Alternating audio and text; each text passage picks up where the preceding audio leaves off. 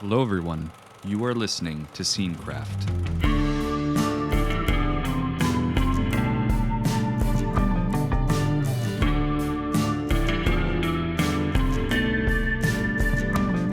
From opening shots to long takes and epilogues, we examine our favorite scenes from cinema here on the podcast. I'm Cody, here with my co-hosts, Mark and Connor. You can find Scenecraft on most social media platforms at Scenecraft Podcast for the latest news on the show. Today, in celebration of its 30-year anniversary, we will be discussing Steven Spielberg's 1993 film, Jurassic Park. And to talk about it, we will be joined by our special guest, Eric. Thanks for joining us. Hey guys, happy to be here. Thanks for joining, Eric. Yeah, nice to have you.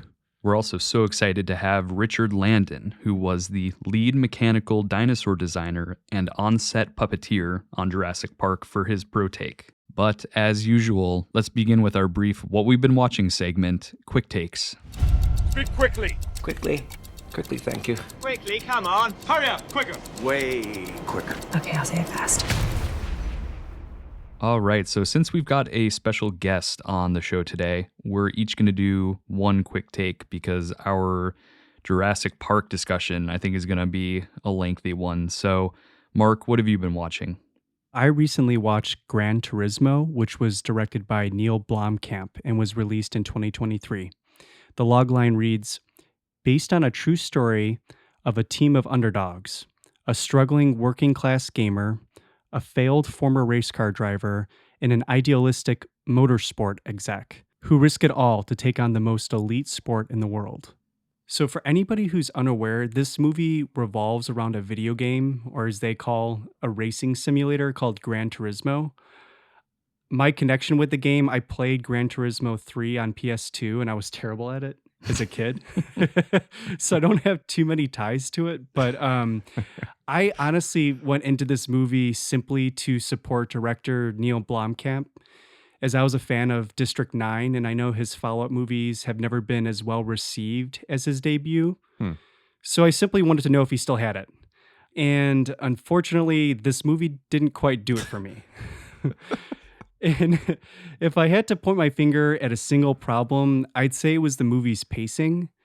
There's just so much to stuff in a 2-hour runtime, including a very rushed background on the protagonist, his family, his history of gaming. There's an unneeded romance subplot, and then there's the gaming tournament itself, and then the Gran Turismo Academy, and then him earning a professional license, and then racing with the professionals. It just felt like the film ended up being a giant movie trailer. And I honestly think that this could have worked better as a miniseries to allow the characters to breathe a little bit. Because essentially, he's a gamer that wins a tournament and is allowed to race actual sports cars. So pretty cool premise. And I would say David Harbour gives his all in this movie, and the movie's truly better for it. The racing scenes are nicely shot, and I think that's when the movie fires on all cylinders. But I don't think there's quite enough here for me to go out of my way to recommend Gran Turismo. And this was based on a true story of some kind, right? Yes, it is based on a true story. There's some controversy about how they rearranged some of the events in the film. But like I said, there's a cool story at its core. I don't know if the movie was really for me, I guess. Yeah, sounded like they packed in a ton. Eric, what have you been watching lately? So the last film that I saw in theaters was The Blue Beetle, which was directed by Angel Manuel Soto in 2023. And the logline reads, an alien scarab chooses Jamie Reyes to be its symbiotic host, bestowing the recent college graduate with a suit of armor that's capable of extraordinary powers, forever changing his destiny as he becomes the superhero known as the Blue Beetle. I wasn't planning on seeing this movie, but it was that National Cinema Day and $4 tickets. I thought if I see it, I want to see it with like a crowd of like young people, kids who are excited to see the movie. And I think that definitely made the film a little better for me. This movie really felt like a kind of mid-tier Marvel film, but honestly for me, I think that for DC, that's kind of a success.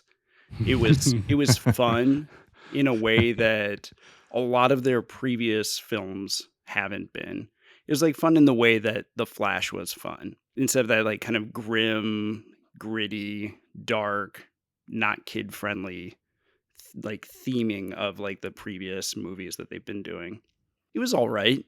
I like that this one had a real kind of Hispanic culture to it. It felt a little boiled down and like a little overly polished, but I like that representation there.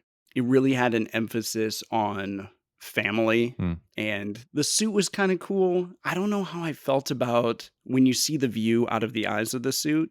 It felt kind of like Predator, and it felt like an early 90s video game. It just looked bad and didn't look realistic to me, like what it would look like looking out of this suit. If you like superhero films, I think that you would like this. It definitely does a better job than previous DC films have. If you like superhero films, go see The Blue Beetle. Nice. Connor, what have you been watching? So I dragged my old millennial butt to the movie theater last night to see the new Gen Z high school comedy Bottoms, directed by Emma Seligman, for its opening weekend. And the logline reads, 2 unpopular queer high school students start a fight club to have sex before graduation. Wow. Yikes. I had been looking forward to seeing this movie like all year after really loving Shiva Baby and being a big fan of Rachel Sennott in Bodies, Bodies, Bodies and Ayo Edebiri in The Bear.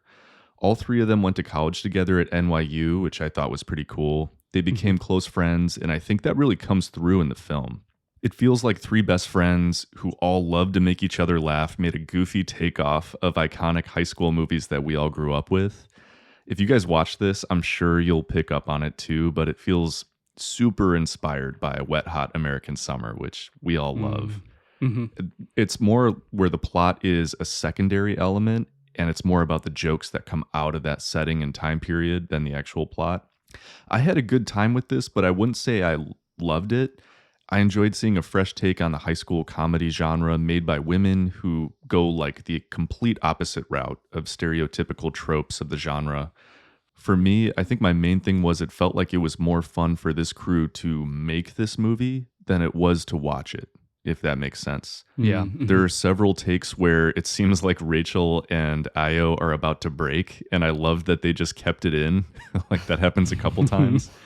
So their energy makes it a really light, fun, late summer watch, and I would recommend checking it out if that sounds up your alley. What about you, Cody? What have you been watching? So last night I had a chance to see Are You There, God? It's Me, Margaret, directed by Kelly Freeman Craig. Came out this year. The logline reads, when her family moves from the city to the suburbs, 11-year-old Margaret navigates new friends, feelings, and the beginning of adolescence. So this movie is adapted from the 1970 novel of the same name written by Judy Blume in 1970.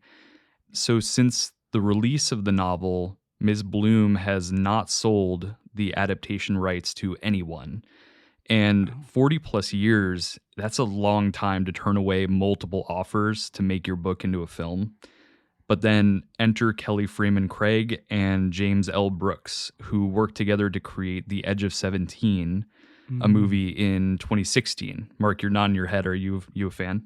I enjoyed that movie, yes. Nice. I haven't seen it. I've heard really good things about it, though. It's like a 94 on Rotten Tomatoes. Oh, wow. Yeah. And apparently Judy Blume thought the same because she finally sold the rights to It's Me, Margaret to this filmmaking duo. And her patience was definitely worth it. This is an incredible movie. I think what's most astonishing to me is that on paper, I, as a viewer, could not be further from the target audience. And in this moment, I think I just want to take a second to remind us all of a pretty well-known quote by the late Roger Ebert. And that is, quote, movies are like a machine that generates empathy.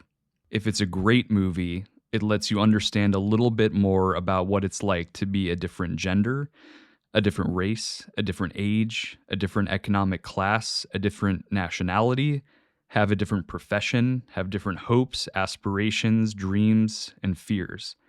It helps us to identify with the people who are sharing this journey with us.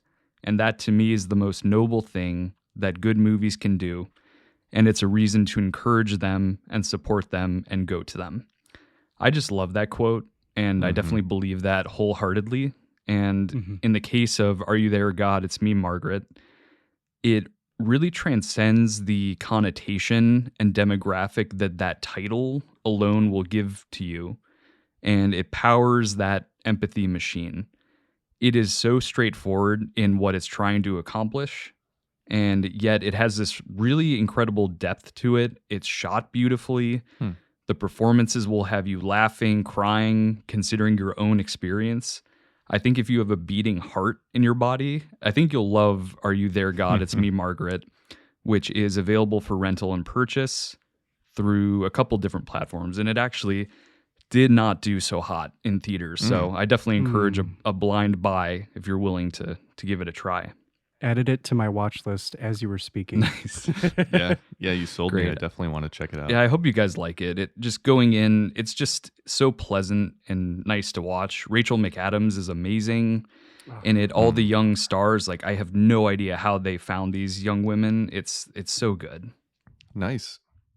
Well, thank you guys for your recommendations as always. And now let's move into our discussion about Jurassic Park, directed by Steven Spielberg, starring Sam Neill, Laura Dern, and Jeff Goldblum, among many others. And just a reminder that later on we're going to have Richard Landon on the podcast, who was the lead mechanical dinosaur designer on the film, for his pro take.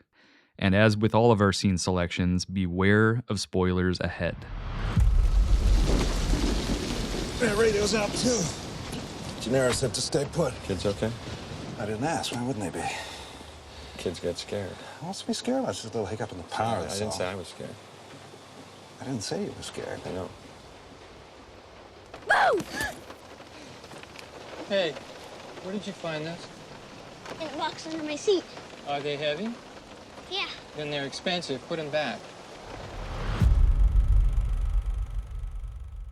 The logline for the film reads, "A small group of visitors struggle to escape a groundbreaking theme park whose main attraction, genetically restored dinosaurs, have been set loose by a power failure."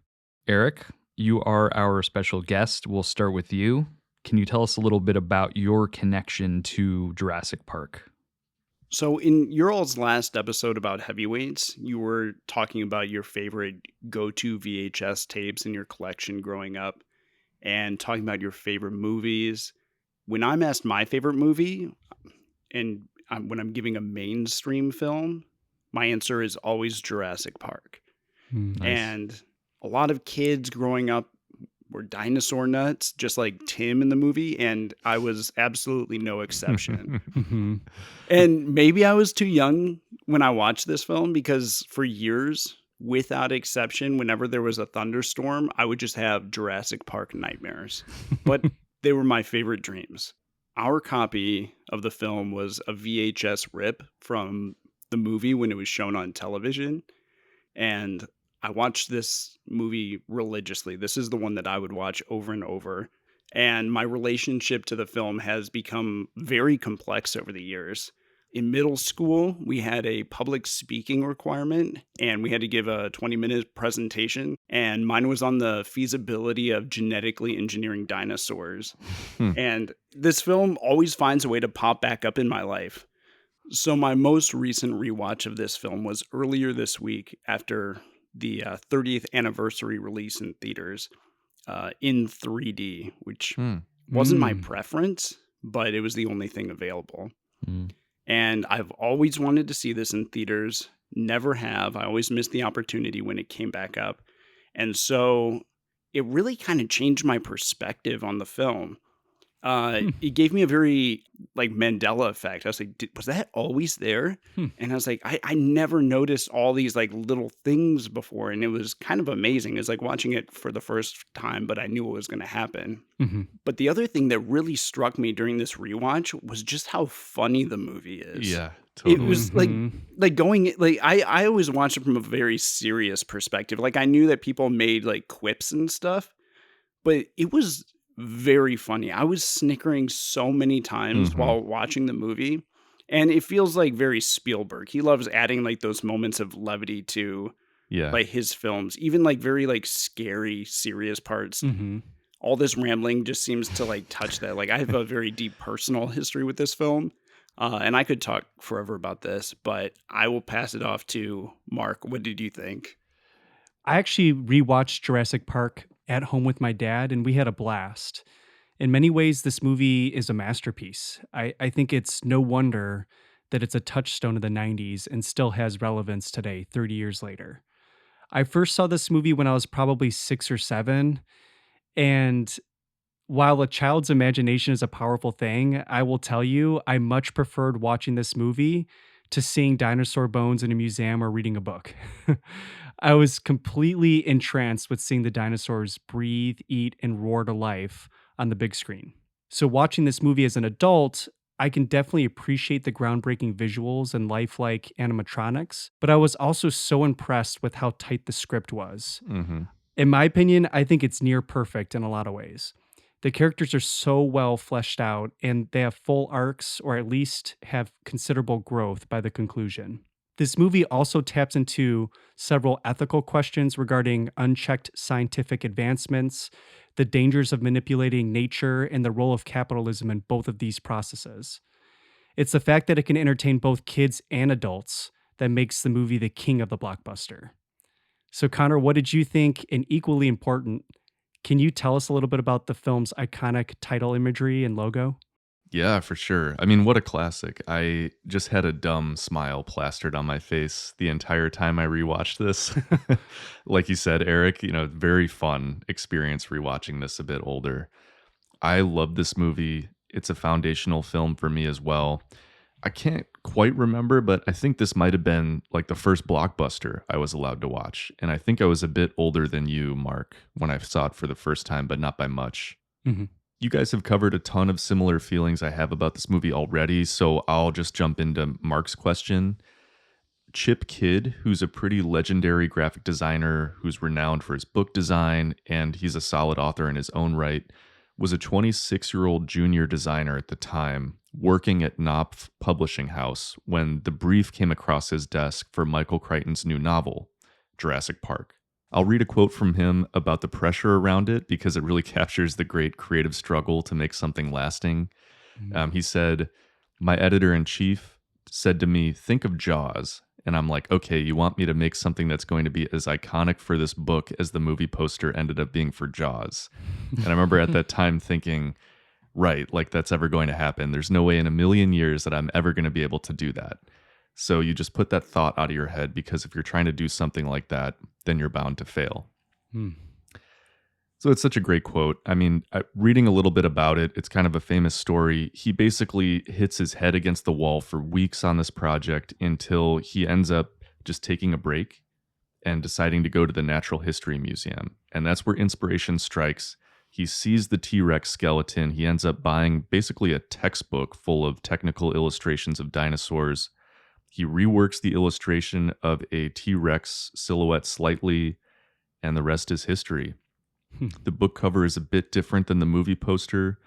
Eric, I know you mentioned you read the book. The book has a white background. The T-Rex silhouette sort of wraps around the front and back of the book. And the text isn't that iconic Jurassic Park word mark that we think of from the movie. It doesn't have like the red and yellow coloring with the palm trees, but the idea of using that silhouette is what makes it so iconic. And the illustration is unmodified for the film poster because it's just so perfect. I think that it's one of the few really graphic, like legendary icons of the 90s. And I'll also say that the marketing around this movie stood out to me even as a kid. I mean, I remember it was everywhere. McDonald's promotions, toys, comics, merch, and then kind of becoming meta and being a theme park ride in and of itself through Universal Studios. It's really just peak Spielberg movie magic. And a large part of that was the visual world that the production and art department built. It's completely unique, unlike anything else. And somewhere I have a 90s McDonald's employee hat from the Jurassic Park promotion, and I used to think I was really cool when I would wear it during my hat phase in college. When your defense, that is really cool. It's a cool hat. Yeah, got it off eBay. Cody, what about for you? Yeah, I think you guys summed up my feelings pretty much as well. I think Jurassic Park is one of the greatest films of all time. It kicked off a new era of filmmaking where innovative worlds and concepts could now be explored due to breakthroughs in technology in cinema. And at the same time, it's a genuinely compelling character drama. Those are the best high concept films where a fantastical backdrop is so detailed and meticulous, but really at the heart of it, it's a social commentary or an allegory of some kind. Same with sci fi. Jurassic Park is just one of those great examples of this perfect blend. We have our amazing looking dinosaurs, but really the focus is on the hubris of the individuals that decided to revive them. We have this perfect cast of actors, all in memorable roles, owning this incredible dialogue by David Koepp and based on Crichton's book, and really making it their own. And this is all set against one of the best film scores of all time by John Williams. And really at the heart of it, its blend of wonder, fear, adventure continues to make this a beloved classic in the world of cinema, and it always will be. And for us, there is one scene which cannot be topped, and that is, of course, the T-Rex escape. Connor, would you like to give us the scene beats, please? Yeah, I'd love to. So this scene is the crowning jewel of the movie among so many great scenes. It's smack dab in the middle of the film, about an hour in, and it lasts roughly 10 minutes. It marks the greatest turning point in the narrative. All the unpredictable elements of chaos work together to take control of the park out of the hands of the human characters in a spectacular and scary way.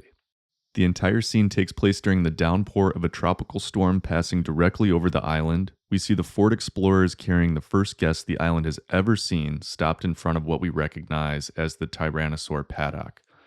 We know that they are stopped due to a malicious act by disgruntled computer systems engineer Dennis Nedry, who has also turned off the power to the electrified fences.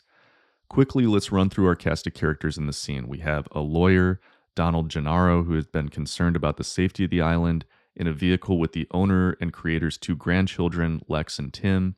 In the second vehicle, we have Dr. Alan Grant, paleontologist, and Dr. Ian Malcolm, a mathematician specialized in the math of complex systems. These two doctors were brought to the island at the behest of the lawyer to give their opinion as to the safety of the park. Throughout the scene, we get classic imagery, such as the vibrating water cups, the missing goat, staying still, lighting the flares, lawyer on the toilet, rappelling down the paddock wall, and of course, the Tyrannosaurus herself. This all culminates in our main characters barely escaping the T-Rex in what I think we can all agree is one of the greatest scenes in all of cinema. So this scene is fantastic, and I think it is probably worthwhile to talk about the fact that we're double dipping into Spielberg's filmography. However, this movie obviously was re-released into theaters. It's a classic, and it's one of Eric's favorites, so we definitely wanted to talk about it today. Yeah. There's so many things going on in this scene that help ramp up the tension. So first off, we kind of get this separation of information between characters. And so Dr. Grant is the one that has all the information on the dinosaurs. Specifically, the T-Rex site is based on movement, but he's physically separated from the most vulnerable characters, which is the kids. And now they've been left alone because the lawyer runs out of their car and he exits into the bathroom scared, basically. So because of this, Lex attempts to signal to the other car of adults with a flashlight, which on its own is actually a pretty smart idea. Yeah, that's true. But in this case, the audience knows the information about how this is basically advertising herself to be eaten by the T-Rex. I also want to just briefly set the scene of this, or just kind of touch on the scene directly before the start of this one, because I thought it was a really great example of cross-cutting and visual storytelling.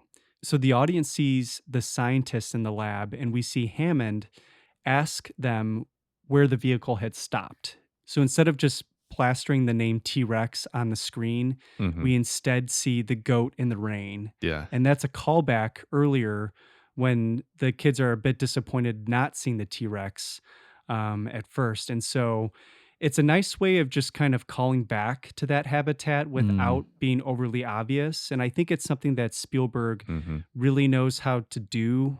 He can really build suspense without ever insulting the audience's intelligence. I'll also say that the shot of the lawyer being eaten on the toilet has just always stuck with me. Yeah. Man, it's so scary, but also, Eric, like you were saying, there's that like humorous element to it too, which is strange. Just like as a kid, I always wondered why he's like combing his hair as he's about to die. He's like straightening it. Yeah, it's the perfect blend of horror without being gratuitous with blood or gore. There's just something about seeing this adult being completely defenseless and curled up that evokes a game of hide and go seek that's gone completely wrong, and it just makes this death particularly pretty grim. I love how during that shot, how the facade of the stall of the toilet, like all the corners of it just fall apart like instantly. Yeah, and I like that the bathroom was also themed too. You know, they really spared no expense. I was gonna say Oh, it there seemed we like go. they did spare an expense because that bathroom fell apart very easily. That's true too. Yeah. I mean, a lot of people overuse the term masterclass, right? But like truly this scene, I think that there are many horror thriller filmmakers out there that use this as like the quintessential example of suspense building and visual storytelling in that way you perfectly illustrated, Mark, where it's like a callback to a visual element without just flat out telling you something.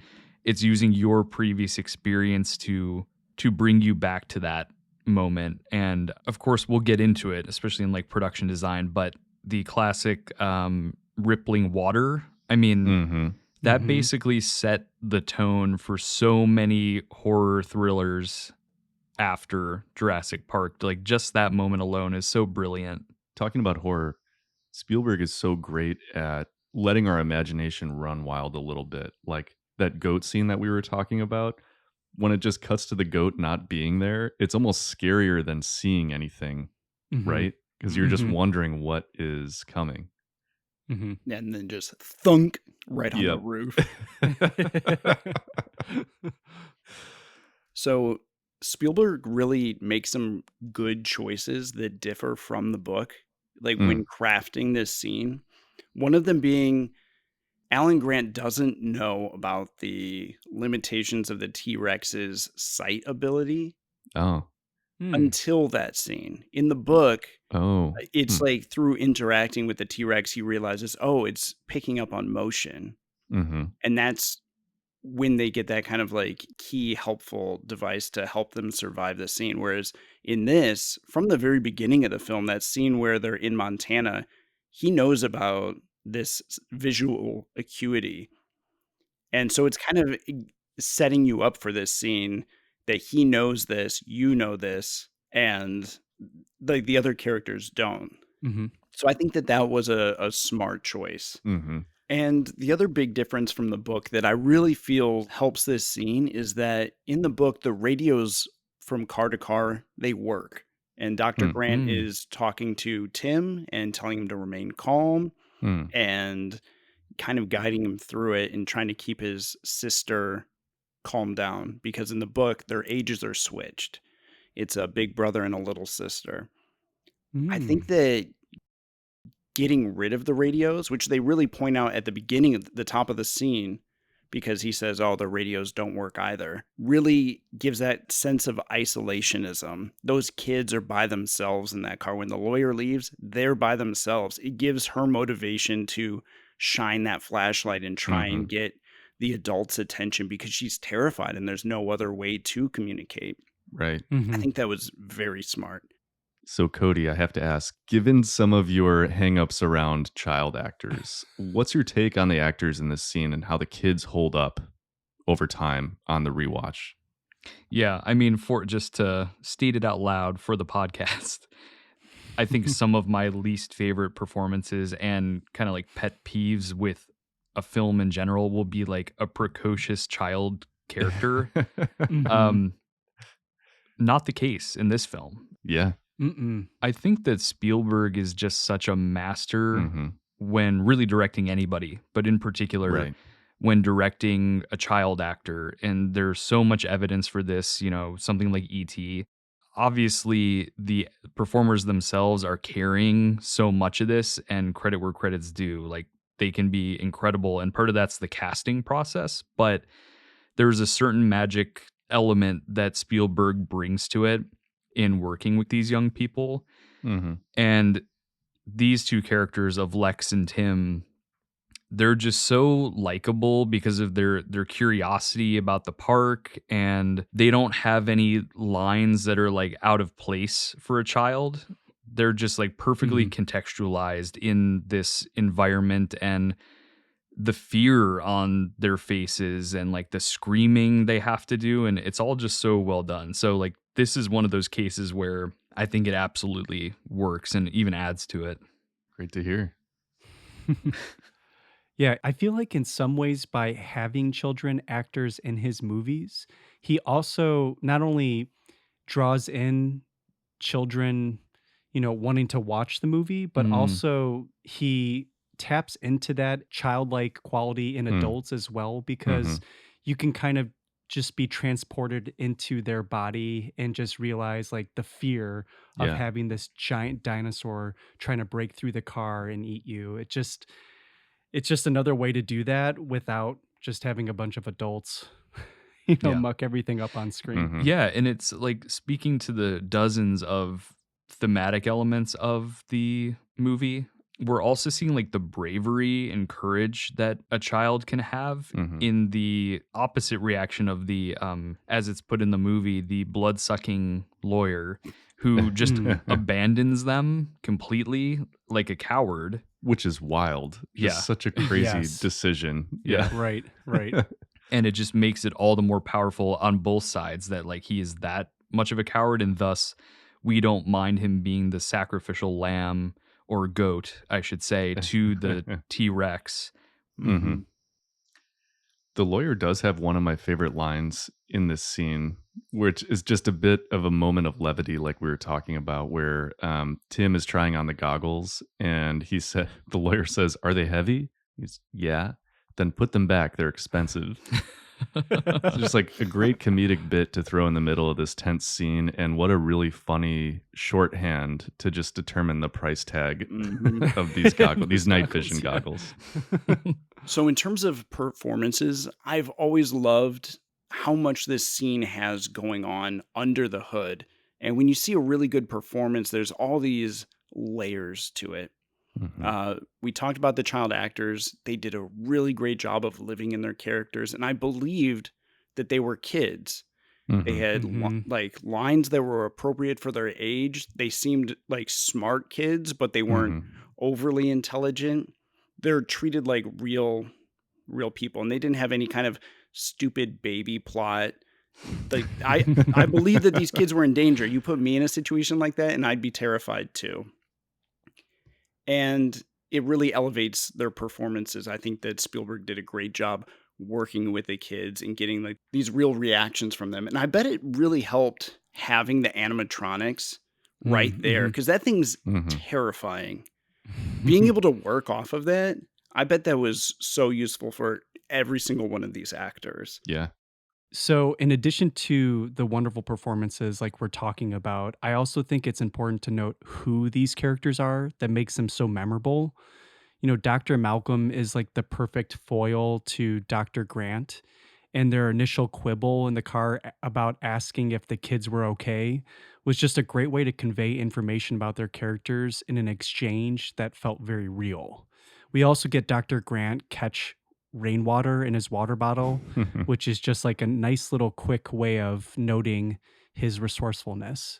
They have this whole level of like this kind of like machismo going on between them, Hmm. because Malcolm's been such a lech this entire movie, going after Ellie Sattler, who is clearly in something with Grant, and then constantly hitting on her, but also going on and on about all of his like ex-wives and how toxic his relations are with women. Jeez. And Yeah. like you can just see that Grant is and I talk about them as though Grant is the actor. Like these characters have become so ingrained in my mind as that this is who this person is. Mm-hmm. He's just like holding his tongue because he clearly cannot stand the way that this guy's talking about his girlfriend, but he's like stuck in this car with him, so he's playing nice. Mm-hmm. And since we're talking about performers, I think we have to give quick recognition to the 12 performers that it took to operate the Tyrannosaurus, Oh, which yeah. kind of leads us into the general production design, animatronics, set, art of the film. What did you guys think of that? So first and foremost, I know we're going to get into production design, but I just want to talk about the choice to make this at night and in the midst of a rainstorm, because I can't help but wonder if this was just to hide any potential imperfections of the animatronic. But I will say that for the beginning of the scene, the rain adds a bit of kinetic energy on screen, and it made my eyes work overtime, and it added to this feeling of unease. Mark, you know what's funny that you mentioned that is while I think everyone has noted over the years since this was made that the rain and light and shadow of the scene and being able to mask the T-Rex with lightning and Atmo is crucial to the general tone of the scene.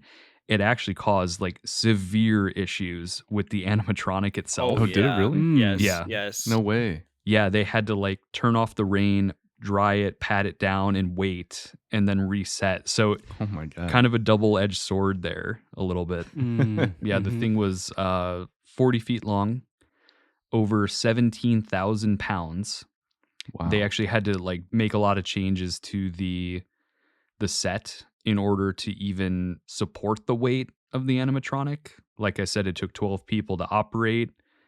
It was just an amazing feat that Stan Winston Studio created in tandem with Phil Tippett, who for this film developed this new stop motion animation technique called Go Motion, which actually developed motion blur. Oh. When you're doing stop motion animation with like Argonauts or any of those older films, King Kong, when you had your stop motion, they hadn't really developed motion blur yet in between frames, like how the human eye would see motion. Right. So it looks kind of fake and too crisp, too sharp. So Tippett developed this new technique and used an example of the T-Rex running, I think some Velociraptor stuff. And then Dennis Muren at ILM shows up, shows a proof of concept of a digital creation of these dinosaurs, and then Spielberg sees that and is totally sold on going the digital route. So Tippett's team, Stan Winston's team, they all then become this kind of amalgamation of different crafts, all in support of creating the most realistic dinosaurs possible. Tippett was feeding physical models into ILM's computers to get the motion right. And apparently when Phil Tippett first saw the computer-generated versions of the dinosaurs, he had like a famous line where he said to Spielberg, "I think I'm extinct," you know, talking about his stop motion craft, which ended up not to be the case because it's so cool. Right.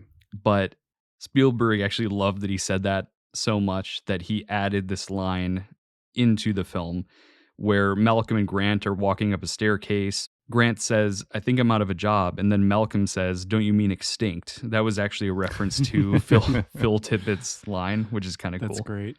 Yeah. That is great. It makes you wonder if this film would have the kind of staying power that it does if they had gone with those stop motion dinosaurs instead. Because I've seen them. They look good, but they look like stop motion. Right. Right. One thing I wanted to ask you guys about is these iconic cars that are part of this scene. They figure pretty prominently into it. What do you guys think about these Ford Escape cars with the patterning on the side and the design? If I wanted to like just design like Safari, and this was going to be for I don't know, children, like that speaks safari to me. There's like bright colors, there's like the Mhm. stripes. Right, which if you think about it being a theme park, I guess Mhm. that makes sense, It right? fits, right? Yeah. What about those Jeeps, Eric? I know that they may have influenced you to buy one as well, right? Stop. Yes, I did finally go out and buy a Jeep. That's amazing. It's great. I think there's no argument that the MVP of this entire scene goes to that piece of glass from the moonroof because it single-handedly saved the kids from being immediately eaten by the T-Rex. That is such a Mm. great moment of this scene. And I think just when you think the T-Rex is going to break through that moonroof, it just suspends your expectations even further. And you have that moment where it's just this one, less than 1 inch piece of glass separating them from Mhm. this huge monster. It's so fun and so unexpected, so scary. And it's so visceral. Like I can Yeah. imagine what it would feel like to be in that situation holding up that glass with my like hands and feet. Right. Mhm. And like the fog from the T-Rex's breath is just like Mhm. fogging up the entire thing. It's just chaos. They've Right. got their hands and feet pressed against it. It's slippery. It's raining out.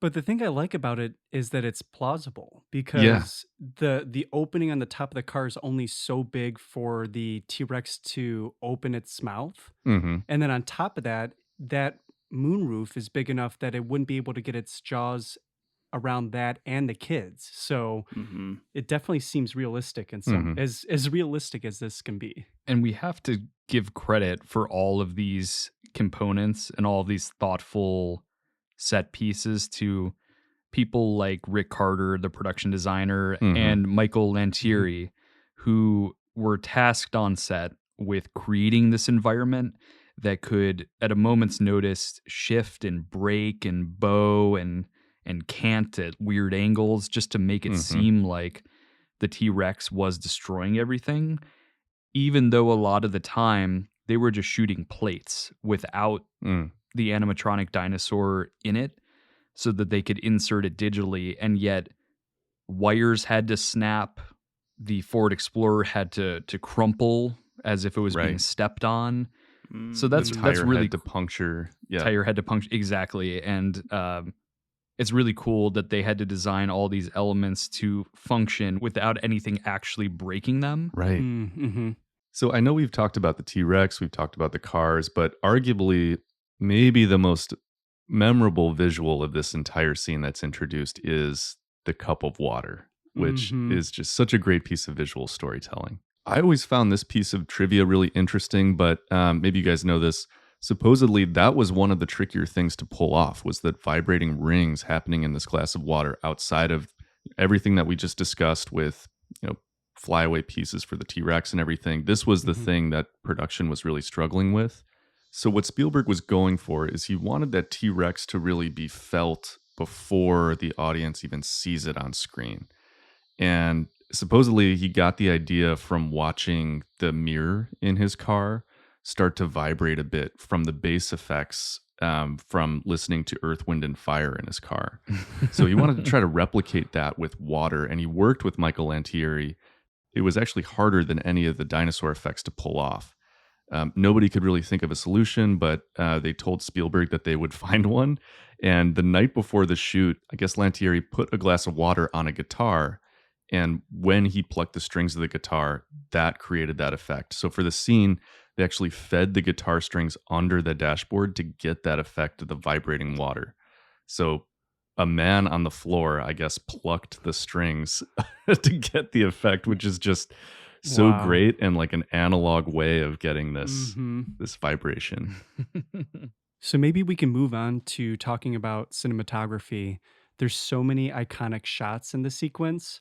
I think one of them, I'll kind of start off by saying that the shot of the lawyer shrieking inside of the car, that's actually shot from outside of the car, hmm and you actually see it through the blood-soaked moonroof. It was just such a visually arresting piece of foreshadowing for what would soon happen to him after he left the car. But that always stuck with me. Mm. Yeah, and another one that comes to mind for me is that shot of Lex when she's shining her flashlight out the window. I think this flashlight, just a great visual use of light, And here we're actually seeing it used to effect with the dinosaur. Yeah, and when the light shines in its eye and that pupil just constricts down, you're just Mm-hmm. like, this dinosaur is pissed right now. Like who likes getting a bright light shown into their eyes like that? Yeah. And very scary, and it really lends to the life of the animatronic. Like Mm-hmm. as a child, those pupils that really sold the T-Rex for me. And they end up using that again in the Lost World Jurassic Park when they're in that big trailer, just those Oh, pupils right. getting larger and smaller. Yep.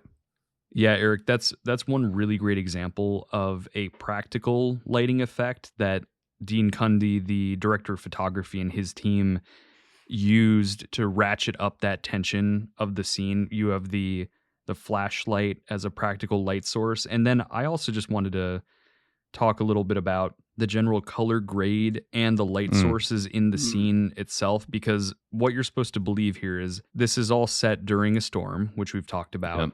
But where is the source of light really coming from? Arguably, it could be, nearby fixtures on the paddock, but really, I think what we're seeing a lot of is the moon.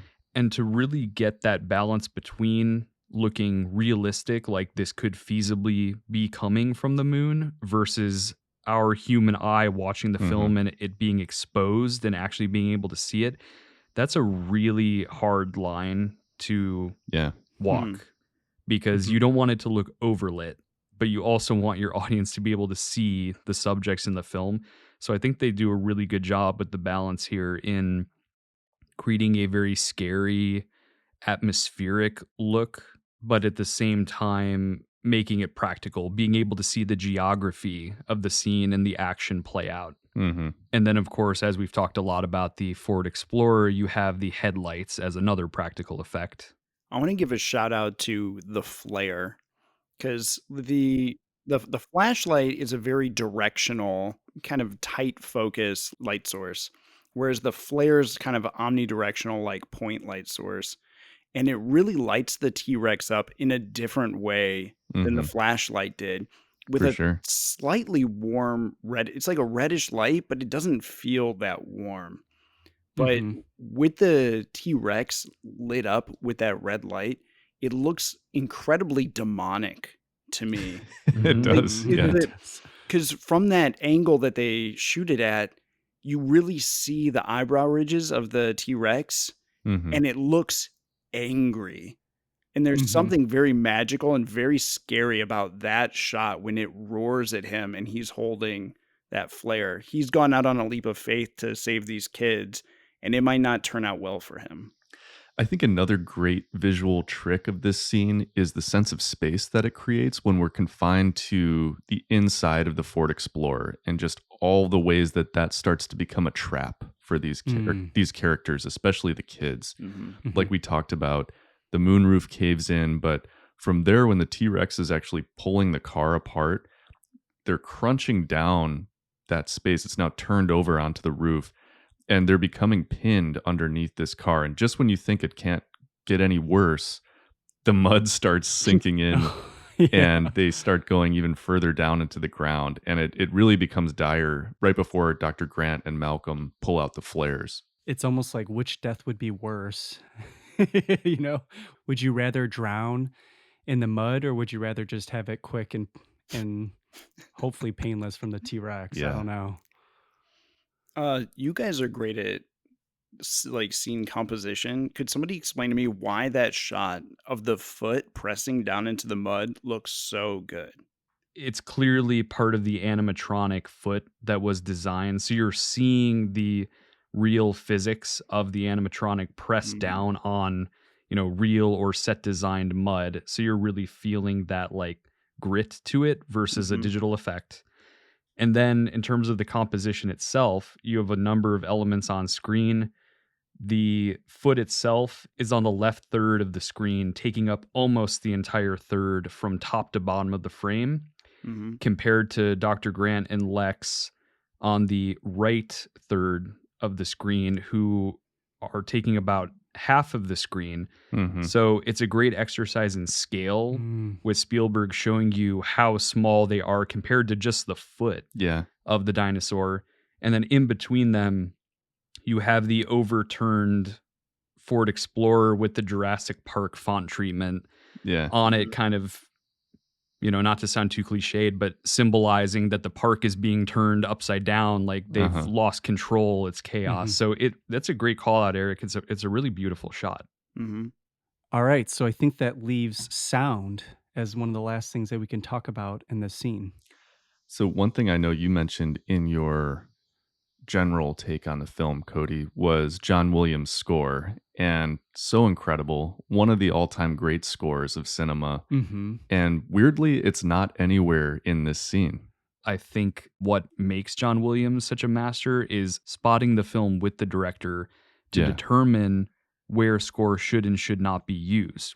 Equally important to not use score at certain moments to underline the actual action and choreography and let the natural soundscape of this creature play out. So obviously very intentional decision, very good decision in my opinion. Mm-hmm. Another thing I like about this scene is that we don't see the T-Rex at first. We simply hear it. Right. So it's this uncoupling of the visual and the audio aspects of this scene that actually kind of reminded me of Bruce the Shark from Jaws, in that, sometimes seeing the characters' reactions or hearing the thunderous footsteps of the dinosaur are equally, if not scarier, than actually seeing the animatronic itself.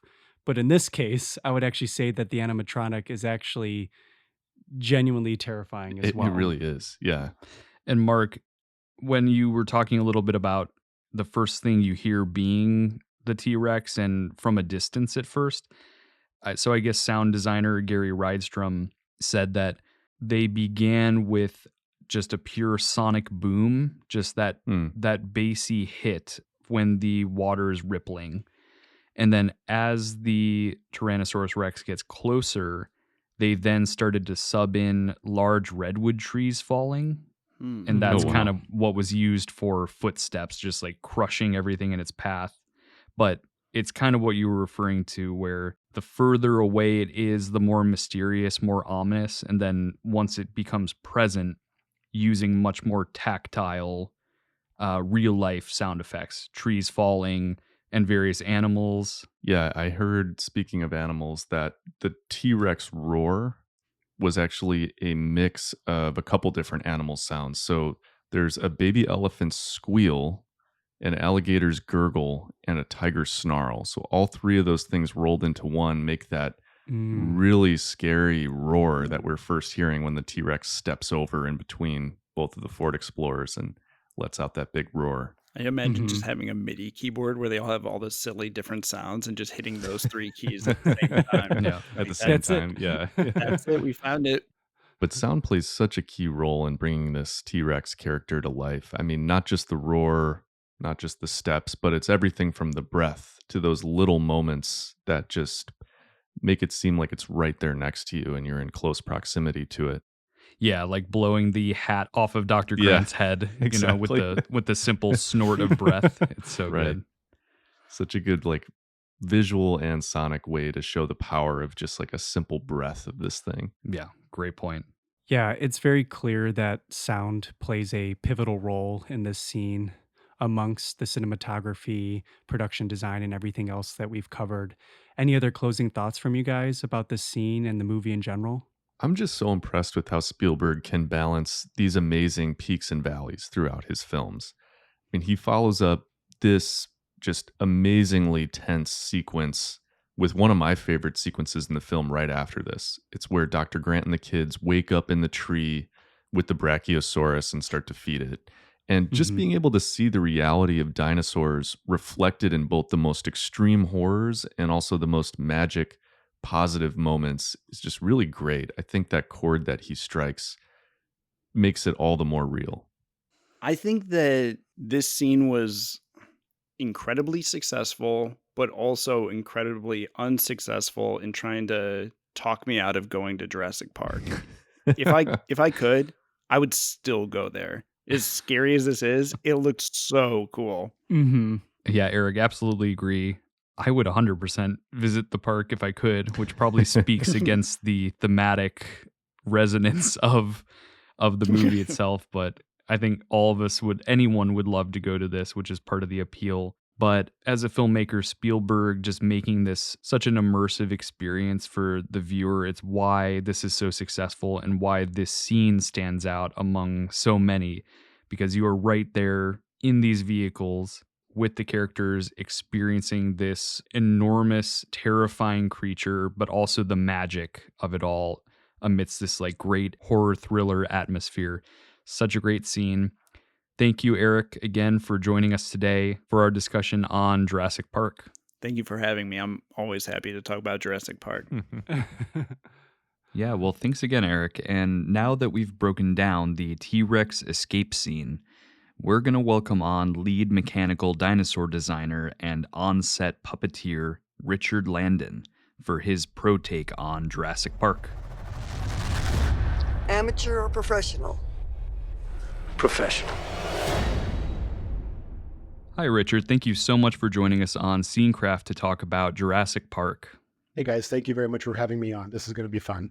You and your team were tasked with creating a full-scale, fully operable T-Rex for Jurassic Park. Something like that had never been done in cinema at the time. When you were first conceptualizing the armature, can you tell us about the balance you had to strike between anatomical accuracy and then the functional use on set? Were you using real-life references like the Sue or Stan T-Rex fossils? I don't think we used either Sue or Stan.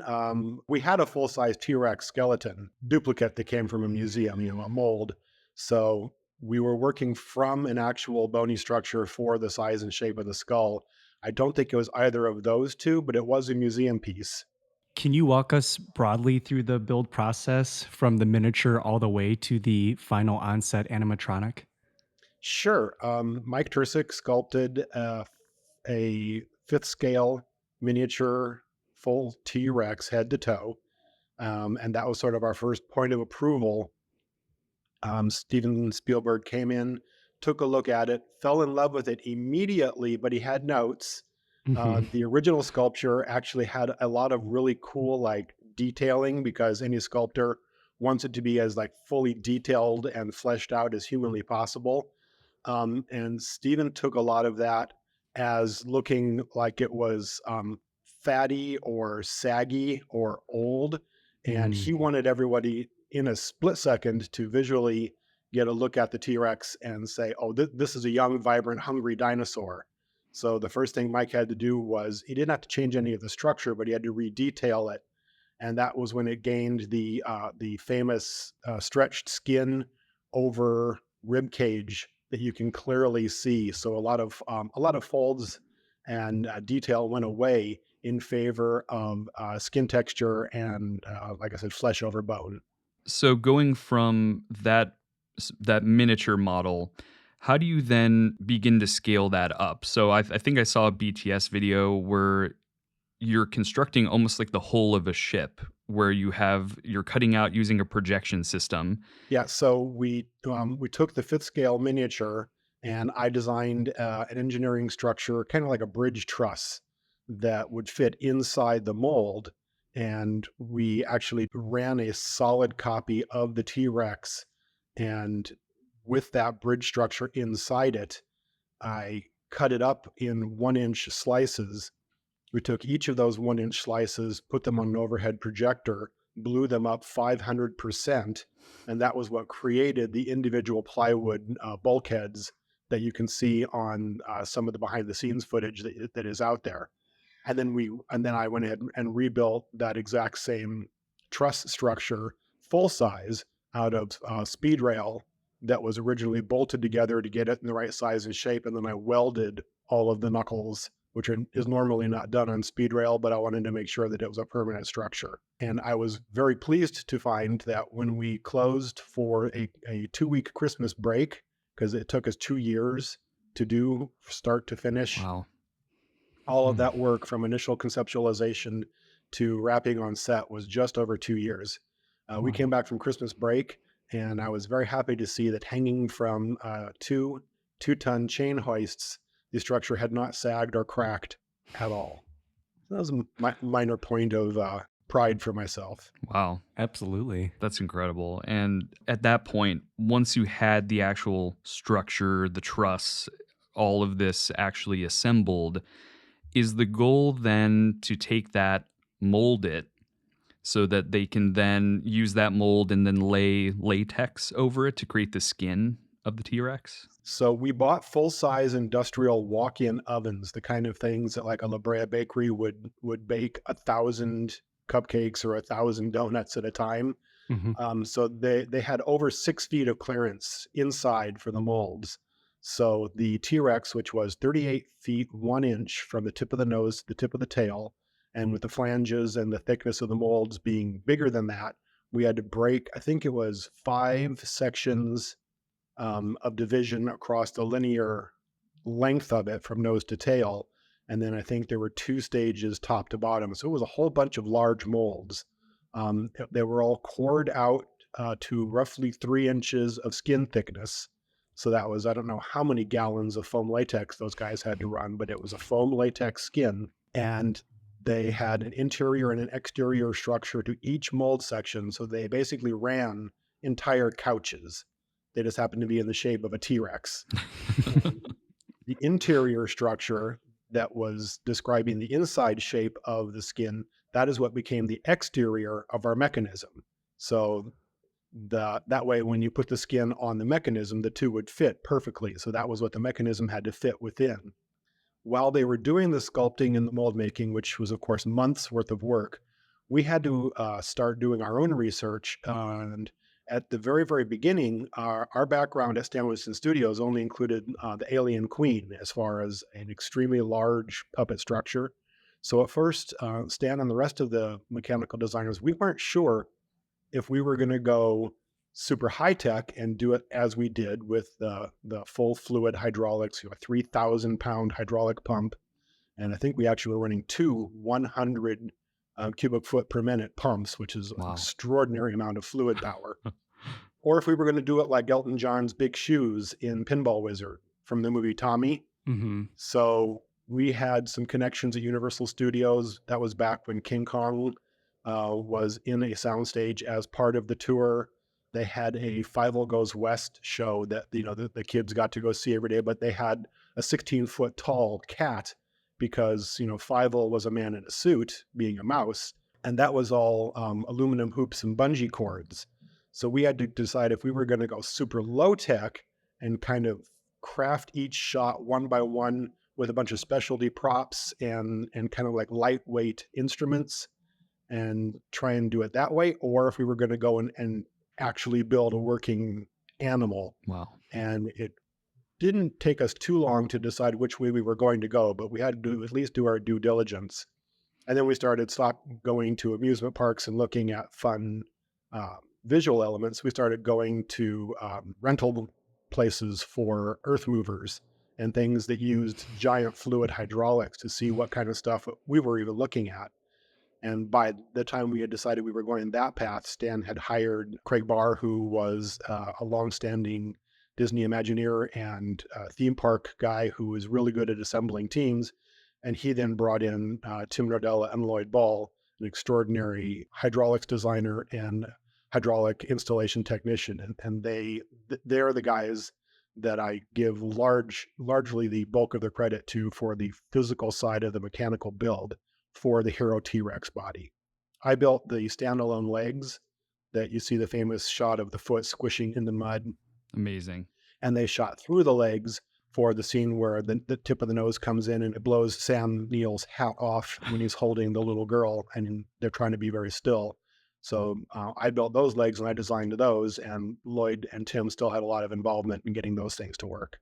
So speaking of which, I was actually going to ask you about that. What was your collaboration with the stunt department when you were designing some of those elements of the animatronic or those standalone shots with the foot crushing the Ford Explorer? In the scene of the guy sitting on the toilet, that was a stuntman sitting on a toilet, and we had a whole second insert head that we smashed through the hut with. So that was a stunt.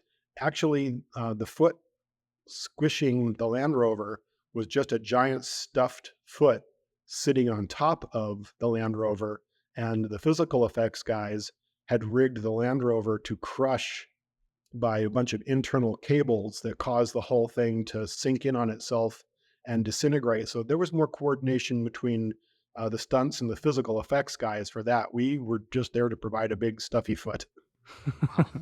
Incredible. Richard, if you were asked to do this effect again today, would your approach be the same, or having 30 years experience further since this point, would it be any different? To do something as large as a 38-foot Tyrannosaurus Rex, I would probably be inclined to do it fairly similarly. I can't imagine doing it very much differently. There are a lot of electric motors that exist nowadays that are extremely good. And for mid-size and human-size things, I can see using them for that kind of stuff. But I'd probably go fluid hydraulics again if I were to do a full-size T-Rex. Having made the first one, were all those subsequent ones easier to make and faster to make? Sounds like you work for production. No, they don't get easier, but they give you less time. Like I said, we had 2 years to do the first one. We had 6 months to do the second one. Wow.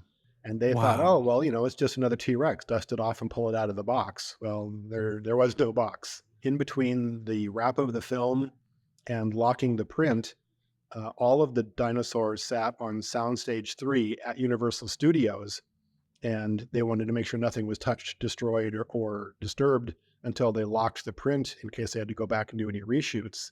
And we actually did go back and do some reshoots, mostly on the spitter. Mm-hmm. I actually set up the T-Rex head for a shot, but then the editor said he did not need it. And then the day they locked the print, they said, guys, we own the dinosaurs, but you own the hardware. So we went into stage 3 with box cutters and large shears, cut the skins off the mechanism, let the skins fall to the floor, took apart the hydraulics and took them back to storage at stands.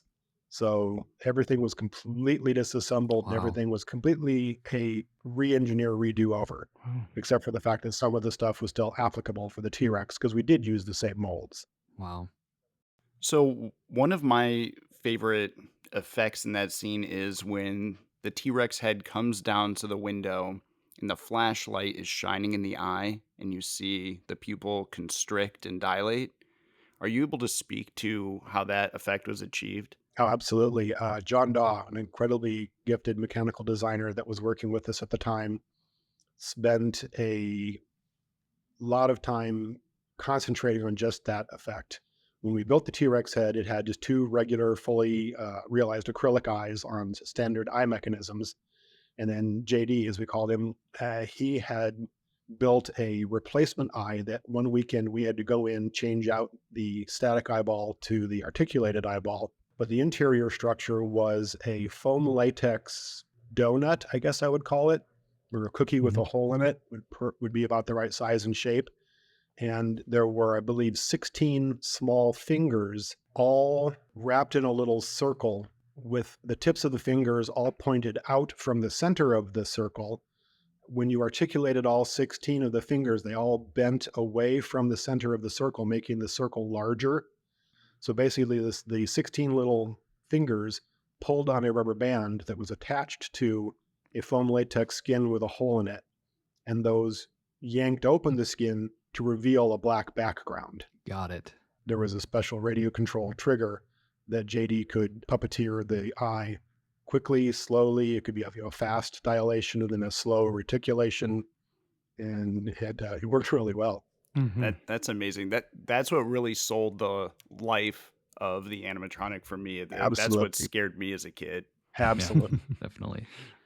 And then in the scene, famously, some of the rain effects, which were a crucial component of the tone and the ambiance of the scene, caused some issues with the weight of the soaked latex skin. What was it like on the day problem solving for that on set? Yeah, that was an ongoing issue. We had a lot of meetings with production before we ever went on set, of course, and we never rehearsed in the rain, so we didn't really know what it was going to do. Production promised us that it would be totally okay, to turn the rain bars on in front of the T-Rex and behind the T-Rex. So the actors would be in the rain and the background foliage would be getting wet, but the T-Rex would never get wet. Mm. Day one, shot one, they tried that, and Stan came to us and said, guys, it doesn't look good. We need to turn the rain bars on over the T-Rex. What is that going to do? And we all sort of looked at each other and shrugged our shoulders and said, Stan, we have no idea what that's going to do.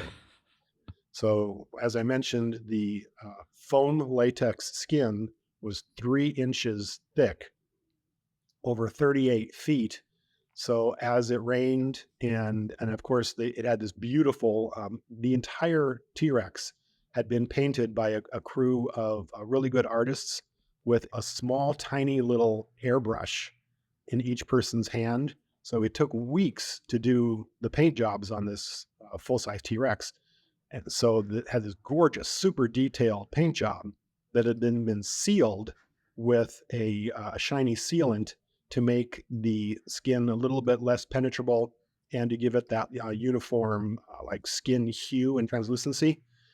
Unfortunately, if you try and seal a piece of rubber so that water can't get in, what you have done is you have sealed it so that the water can't get out. So it picked up all the rain over the course of the first half of the day when you're shooting, and it got heavier and heavier and heavier. And when Stan had originally said, yes, we'll go fluid hydraulics with this, he'd said, okay, but I've been on amusement park rides. I've seen this kind of stuff out in the real world. We aren't the first people to build something big. We're just the first people to build something this big for a movie that has to look real and lifelike. So it can't look like an amusement park attraction. There can be absolutely no, and this is Stan's phrase, a highly technical term, wagga wagga. So there can be no system residual shaking, no hysteresis left over in the motion of any of the functions. So because Stan wanted to start each day with a fresh T-Rex, he actually had a large crew of people come in every night, and they had butane air dryers, carpet dryers, hair dryers, towels. They had a full stack, like as many towels as any hotel would use in a week. People are climbing up on the structure, squeezing out the foam latex and trying to run the water from the spine down to the belly where it would drain faster. Wow. And just to be clear, the lack of wagga wagga, that's how you get the head to snap so perfectly and crisply? Yes, that's exactly right. Like when the eye comes in for that shot, it was raining and Simon had it tuned perfectly. And that's why the head comes in, boom, and just the tip of the nose, which we engineered for, I believe it was 90 inches per second. So, more than the length of a human being in 1 second, and a structure that big, that's really fast. Mm-hmm. As a matter of fact, the safety meeting that the first AD had at the beginning of each day was, okay, everybody, we're back in front of a helicopter. Those are the protocols that I want everybody to use. This thing is dangerous, and when it's on, it can take a person apart in a heartbeat. So I want everyone to be super, super careful. And with a prototype piece of machinery like that, we are super thankful that it worked fantastically, and we never had a problem. Wow, incredible. And then, Richard, speaking more generally about your work, how would you say the process of recreating a real animal, such as a dinosaur, differs from something like the xenomorph alien Queen? It's sort of a sliding scale of difficulty. The more realistic it is, it's more about the audience's eye. So the more their eye has the ability to call you on it if you miss the mark artistically. There's a thing called the uncanny valley where you do something that looks really good, but it's not quite right. And that's actually worse than getting it wrong. So with the T-Rex, we knew that it didn't have to be right. It had to look right. When you were asking earlier about our research materials, we did have the full-size T-Rex skull that was a museum reproduction, but we also had every book. We had Baker's books, we had Jack Horner's books, all of them to keep ourselves up to date and current on the physiology of dinosaurs, their pose. That's why the T-Rex stands with his nose forward and his tail pointed straight back so that he looks like an animal, a fast animal running not like Godzilla sitting on his haunches with his head sticking straight up like a skyscraper, which up until a few years before Jurassic Park, that was the classic image. And so we knew that we had to change that and make sure that that was, what the audience expected to see and what they wanted to see. So yeah, when you do something like the alien xenomorph or the alien queen, there's no straps on you. There's no way to get it wrong because there's no way anybody could call you on it. If you're doing a human replacement head, like an actual, one-to-one head replacement for someone that's going to get, decapitated or, reveal that they're a robot or, whatever, which we've all done a couple of times at stands. Those you have to nail, and you have to not get stuck in the uncanny valley. I don't think the Dinosaur, the straps are quite that tight. It just had to look really, really, really good. And the artists did that with a lead sculptor and Mike Tursick and a bunch of other guys, Shane and John, both co-coordinators of mine at stands. They all did a really good job making sure that everybody agreed on what looked real and what looked right. And it was all based, of course, on Crash McCreary's original designs. Yeah, you guys absolutely 100% accomplished that. It to this day is terrifying, truly holds up. So So obviously the T-Rex is one of the centerpieces of the film, but I also wanted to ask, were there any other dinosaurs that you worked on during this production that you were particularly proud of? Oh, absolutely. One of my favorite things ever to have built, and one of my favorite creatures to claim as pretty much just mine as a mechanical designer, is from Jurassic Park, and that's the hatchling velociraptor that comes out of the egg. I mean, to be able to say that I built something 17 feet tall that weighs over 3,000 pounds, and to say that I built in the same movie something that weighed 16 ounces and was controlled by cables 3 times the thickness of a human hair. Wow. It was wide a range. So yeah, the hatchling velociraptor was an amazing piece. Wow, incredible. Well, thank you, Richard, for all of the detail on the film. Jurassic Park, and particularly the T-Rex set piece, is legendary and beloved by so many. Thank you for everything you did to make the film that much better, and for talking with us today. My pleasure, absolutely. Thank you.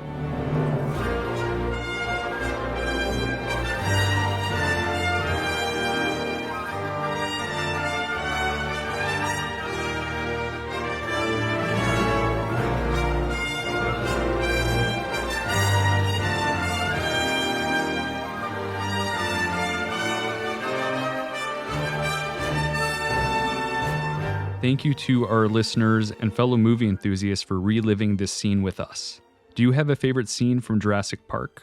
You can email us at contact@scenecraftpodcast.com with any of your thoughts or comments, or follow us on Instagram, X, TikTok, or Threads @ScenecraftPodcast for any scheduling updates and news. You can also support the podcast by leaving us a review or star rating on your platform of choice.